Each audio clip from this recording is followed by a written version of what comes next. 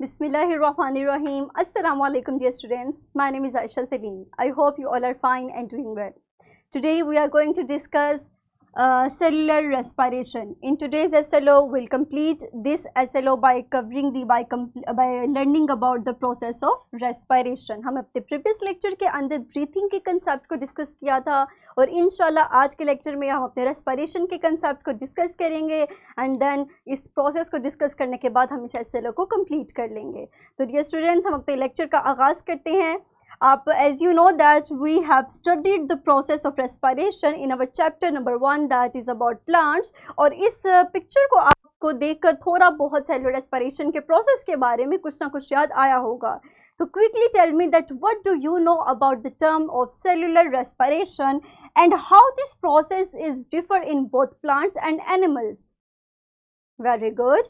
Dear students, in today's lesson we are going to discuss this process that is cellular respiration in humans और हम सीखेंगे कि किस तरह ये process हमारे पास plants के अंदर और animals के अंदर difference है. तो हम अपने lecture को start करते हैं. सेलुलर रेस्पिरेशन की डेफिनेशन को अगर मैं इस टर्म को अगर मैं डिफाइन करूं तो मैं कह सकती हूं कि ये मेरे पास ऐसा प्रोसेस है जिसमें हमारे पास एनर्जी की प्रोडक्शन होती है by the breaking down of food, जिसको हम ग्लूकोज का नाम भी देते हैं. एंड हमारे पास सेलुलर रेस्पिरेशन दो तरह की होती है, aerobic respiration and anaerobic respiration. Firstly we are going to discuss the aerobic respiration. We know that aerobic respiration is a process in which breakdown takes place in the presence of oxygen. और क्या आप मुझे इसकी equation बताएंगे कि how this process takes place? हमने इसकी equation को अपने previous lecture के अंदर डिस्कस किया था.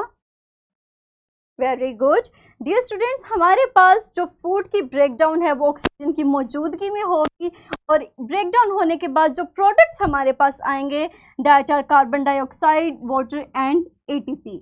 और इस ATP को हमने नाम दिया था एनर्जी पैकेट का.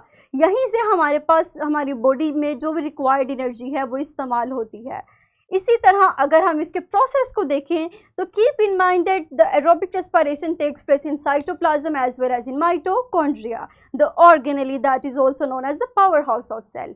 तो अगर हम इसके प्रोसेस को डिस्कस करें तो डियर स्टूडेंट्स, हमारे पास जो फर्स्ट स्टेप है उसमें glucose after a chemical reaction convert होगा पायरुवेट में और ये रिएक्शन हमारे पास साइटोप्लाज्म में हो रहा है और इसका जो प्रोडक्ट होगा वो हमारे पास कार्बन डाइऑक्साइड और ATP होंगे. And this pyruvate then enters into mitochondria and undergoes a series of chemical reactions after which it forms carbon dioxide, ATP and water.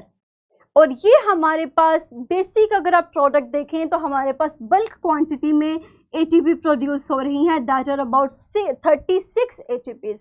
अगर आप इनको काउंट करें तो हमारे पास टोटल 36 ATPs जनरेट हो रही हैं और यही एनर्जी हमारी बॉडी को ज़रूरत के वक्त हमारी बॉडी इसको इस्तेमाल करती है. और अगर हम अपने इस सारे प्रोसेस को in the form of equation लिखें तो हम लिखेंगे कि glucose plus oxygen forms carbon dioxide, water and energy, या इसकी जगह आप 36 ATP भी लिख सकते हैं. ये हमारे पास रेस्पिरेशन का प्रोसेस है एरोबिक रेस्पिरेशन का. But when it comes to the process of anaerobic respiration, we know that the breakdown takes place in the absence of oxygen. हमारे पास ऑक्सीजन की गैर मौजूदगी में ये रेस्पिरेशन होती है और ये रेस्पिरेशन हमारे पास कहाँ पे होगी? साइटोप्लाज्म में. अब हमारे पास ग्लूकोज की ब्रेकडाउन होगी और जो प्रोडक्ट्स आएंगे वो है lactic acid and energy that is ATP. और यही लैक्टिक एसिड हमारे मसल्स में एक्यूमुलेट होता है जो कि बाद में क्रैम्पिंग की वजह बनता है. लेकिन अगर इसको एक्सेस ऑक्सीजन दी जाएगी तो ऑक्सीजन की मौजूदगी में ये ब्रेकडाउन हो जाएगा कार्बन डाइऑक्साइड में और वाटर में. इसीलिए डियर स्टूडेंट्स, हमारे पास जब हम हैवी एक्सरसाइज करते हैं उसके बाद हम डीप ब्रीथिंग करते हैं और हैवी एक्सरसाइज के बाद हमारे पास आप नोट करें कि आपके मसल्स में क्रैम्पिंग स्टार्ट होती है. क्यों? क्योंकि एनारोबिक रेस्पिरेशन की वजह से लैक्टिक एसिड मसल्स में एक्यूमुलेट होता है और यही लैक्टिक एसिड वजह बनता है क्रैम्पिंग की. And this lactic acid in the presence of excess oxygen break down into carbon dioxide and water. ये हमारे पास बेसिक जो थे कंसेप्ट थे। अब आप मुझे बता सकते हैं कि इन दोनों टर्म्स को, इन दोनों प्रोसेसेस को पढ़ने के बाद आपके मुताबिक what is the basic difference between these two processes in humans and in plants? Very good. when it comes to humans, keep in mind that the source of raw materials are different. अगर हम humans की बात करें तो हमारे पास जो oxygen है, ये जो हमारे पास एक मटेरियल है, रॉ मटेरियल है, वो ब्रीथिंग के नतीजे में आता है, जबकि जो ग्लूकोज है जिसकी तौर फोड़ के नतीजे में हम एनर्जी प्रोड्यूस करते हैं, it is the product of digestion. तो हमारे पास जो ह्यूमंस हैं उनके केस में रॉ मटेरियल्स का सोर्स डिफरेंट है।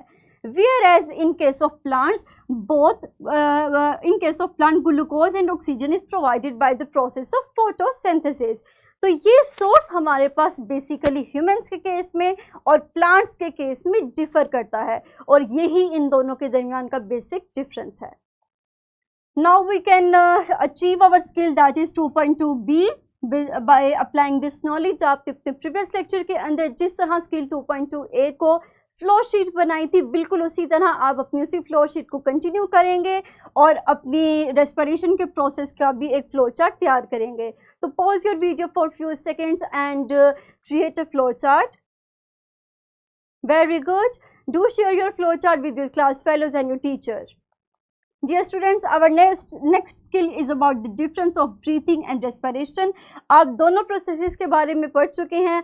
फर्स्ट वन हमने ब्रीथिंग को डिस्कस किया, and in today's lecture we discussed the process of respiration। तो इन दोनों प्रोसेसेस को डिस्कस करने के बाद मुझे उम्मीद है कि आप इस काबिल हो चुके होंगे कि आप इनके डिफरेंस को नोट डाउन करें। तो आप लोग इस स्किल को अचीव करने के लिए इनके डिफरेंस को नोट कीजिएगा, and you can also take help from these key points that are about definition, location. आप इनकी मदद से अपने डिफरेंस को लिख सकते हैं। हम अपने लेक्चर को समराइज करते हैं। आज हमने पढ़ा रेस्पिरेशन के बारे में, जिसमें मैंने आपको बताया कि ये एक ऐसा प्रोसेस है जिसमें हमारे पास एटीपी या एनर्जी प्रोड्यूस होती है ग्लूकोज की ब्रेकडाउन की वजह से। उसके बाद हमने दो टाइप्स को पढ़ा, first is aerobic respiration and the second one is anaerobic respiration. Aerobic respiration में मैंने बताया कि ये ऑक्सीजन की मौजूदगी में होगी माइटोकॉन्ड्रिया में, वाइल एनारोबिक रेस्पिरेशन के केस में मैंने बताया कि ये ऑक्सीजन की गैर मौजूदगी में होगी, in the absence of oxygen, और साइटोप्लाज्म में होगी। अगर हमने एटीपीज की बात की तो हमारे पास एरोबिक रेस्पिरेशन के केस में 36 एटीपीज बनते हैं, जबकि एनारोबिक रेस्पिरेशन के केस में only 2 ATPs are produced.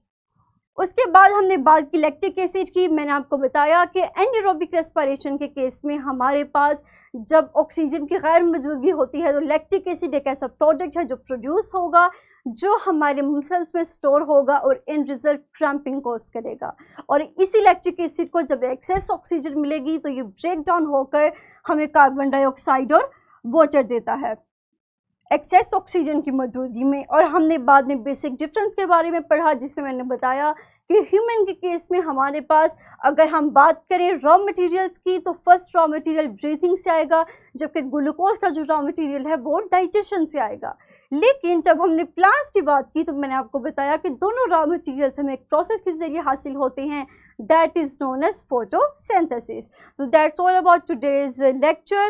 Now pause your video for a few seconds and solve this worksheet by applying your knowledge। The link of this worksheet is also available in the description of this video। You can easily open this worksheet by clicking on the link। Dear students, ये आपका homework है, आप इन questions को note down कीजिए और इसी knowledge को apply करते हुए आप इनके आंसर्स को फाइंड आउट कीजिएगा। Very good। Inshallah, in the next lecture we are going to discuss the diseases of respiratory system, कि वो कौन से डिसऑर्डर्स हैं जो कि हमारे इस प्रोसेस, इस सिस्टम के साथ लिंक्ड हैं। इंशाल्लाह we'll discuss this in our next lecture। Take care of yourself। Thank you very much। अल्लाह हाफिज़।